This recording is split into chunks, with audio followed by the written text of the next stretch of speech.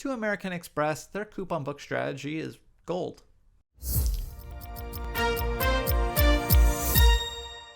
Hey everyone, this is Kyle from FINE News, your financial resource for a changing world, and today we're going to be discussing some major changes to the American Express Gold Card. And before we get started, this is going to be a quick rundown of what's changed, so if you want a full overview of the card and my thoughts on it, I'll have a link to my video on the other channel in the card up above or in the comments down below. So first up, the Gold Card is getting 2 new credits. I'll start with the smaller of these, which is a credit for up to $7 a month at Dunkin'. This one's pretty straightforward and obviously applies to purchases you make at Dunkin', although do keep in mind that orders placed through like delivery apps and some locations that are inside of other businesses such as in gas stations, as well as the purchase of gift cards online do not qualify.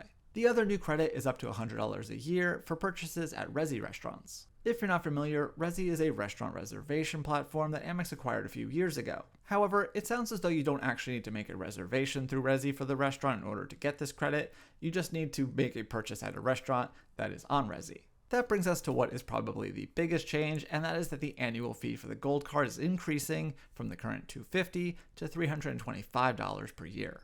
For new cardholders, this fee goes into effect immediately. However, those of us who already have the Gold Card, it'll roll out starting October 1st, so whenever your renewal date is after that will be your first $325, and if you happen to renew before that, it'll still be $250. The other changes to the card are just some small tweaks, starting with an update to the dining credit. As of September 26th, Milk Bar and Shake Shack will no longer be eligible for the $10 a month dining credit. But in some good news, Five Guys is joining the lineup. The other small tweak is that the 4X at Restaurants Worldwide category is now capped at $50,000 in spending per year. So overall, I think that there's some good and bad here, but I think the most important thing to point out, and I kind of joked about it in my intro, is the fact that Amex is really doubling down on this so-called coupon book strategy. This term came to prominence amongst fans with some of the updates to the American Express Platinum card and the way that they've kind of loaded up on credits for certain brands to kind of say, hey, you get this much value out of this card that only costs you this much, which is technically true, but that really only applies if you are making natural use of these credits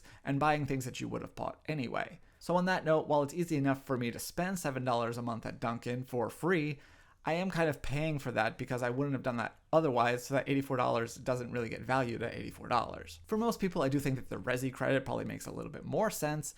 Unfortunately, we don't have any Resy restaurants in my area at this time, so it will need to be while I'm traveling, which is why I'm also very glad that they decided to do this as 2 $50 semi-annual credits rather than a monthly credit, which is what the Delta SkyMiles Reserve card did when it updated recently. Also, seeing as I'm a Five Guys fan and we do actually have that restaurant in town, I am actually pretty happy with this update to the dining credit.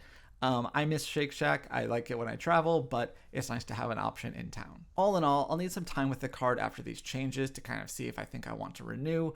At this time, I'm leaning towards no, but the nice thing is that I'll be able to explore these credits under my current annual fee. They're already active, so then I can get an idea before my annual fee hits and at that $325, and then at this point I might cancel or downgrade to a green card, but again, I'm not 100% sure. But anyway, if you have thoughts on the updated Amex Gold Card, I'd love to know what they are, so be sure to leave them in the comments. Also, if you like this video, please hit the thumbs up button and subscribe because we have new videos all the time. So thanks again for watching, and I will see you next time here on FINE News.